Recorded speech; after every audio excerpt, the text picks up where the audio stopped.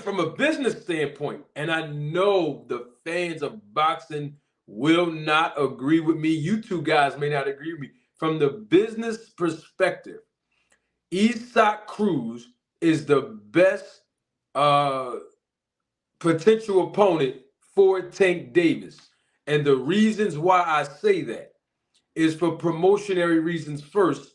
It's easy to sell this fight to a casual fan. Now, of course, it's going to be a little bit harder to sell it to us hardcore fans, but to a casual boxing fan, it'll be easier to galvanize them to buy this fight. Why? Because the promotion can say, hey, listen, through advertisement, Tank Davis has all of these knockouts and only two opponents, to my understanding, did not get knocked out by him, and one of them is Isak Cruz.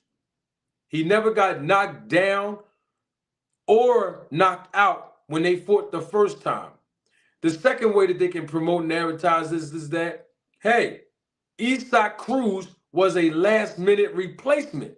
We called him within like 2 weeks' notice or something, and he performed very well to some people's liking because nobody saw Tank Davis being backed up so many times in the fight.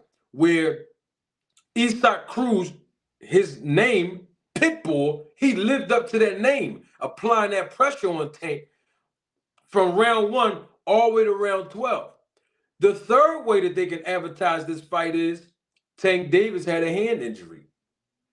So if Tank Davis is able to do that to Isak with one hand, imagine if he had both hands, he can knock this guy out. And the fourth and the final and most important way that they can promote this fight to generate the biggest revenue is that Isak Cruz has an entire country behind him. Whereas though if you look at the blueprint of Tank Davis's resume, I've said this about Tank Davis, Devin Haney, Adrian Broner, and Terrence Crawford. All four of those fighters have one thing in common. You never heard that nowhere else except for here, and that is they don't have a history of fighting and competing against African-American black fighters. Their biggest paydays are against fighters from other countries. Why? Because it sells, it sells, it sells.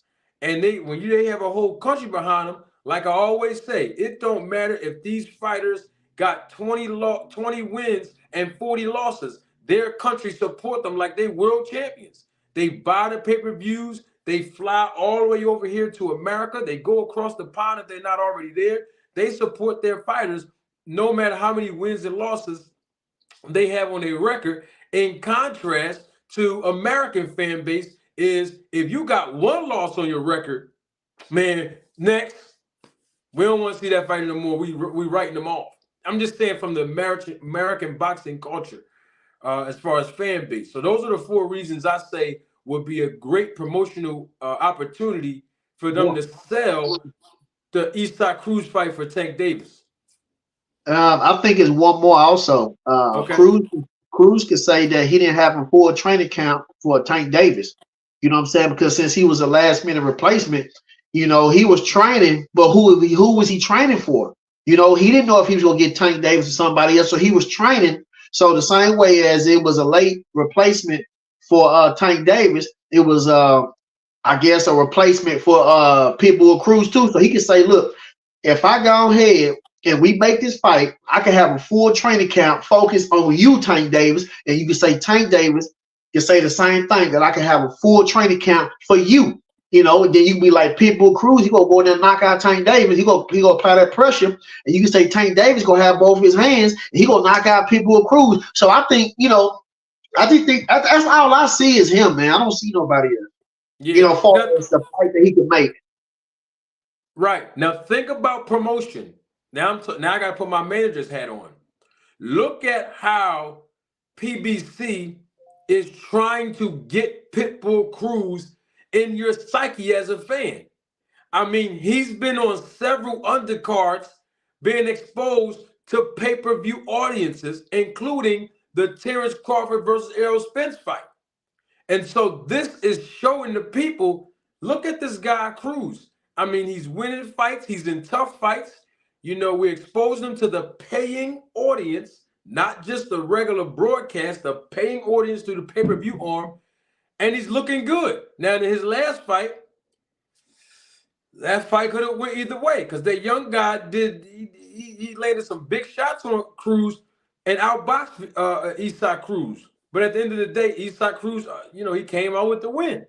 And so that's another way that, the promotion can come out and sell this fight to, like I said, the casual fans. And I think it will sell. I do believe it will sell. Now, if Devin Haney goes in there and he looks good against Regis, that fight will sell a little bit more. In fact, that fight will sell better than any of the other opponents, except for Teofimo Lopez. But once again, Teofimo's at 140, Devin Haney's at 140. And if Tank, this is just my personal opinion. If Tank Davis announced that he's moving to 140 today, I have a strong feeling, DC Giroy and D-Town Boxing, that Bill Haney is going to go back on record and say, Keith Thurman, answer the phone. We coming up to 47, like I told y'all last week in that interview. Mario Barrios, answer the phone. Like I told y'all in the interview last week, we coming up to 47. That's just what I think, DC. You know what I mean? They done already planted that seed, man. They done already planted that seed. But nah, I mean, Devin don't want that smoke. But let me ask you this, Manager Marty. You don't think from a business aspect, I thought it would be a good move, Tank versus Tio from a business standpoint. No, you don't think so? Yes. I'm saying after Isak. So Isak Cruz, number one from business standpoint, and then Teofimo Lopez, and then Devin Haney. That's what I was trying to say. Because remember, Teofimo can sell tickets out there in New York. I mean, he's got a huge fan base out there with the Hispanic community, the Latinos. You know what I mean? And Teo got a mouth on him. His dad got a little mouth on him. Can you imagine the press conference with Tank Davis, Calvin Ford, Teofimo, and his dad in the press conference? Them four guys talking crazy, talking spicy. Woo!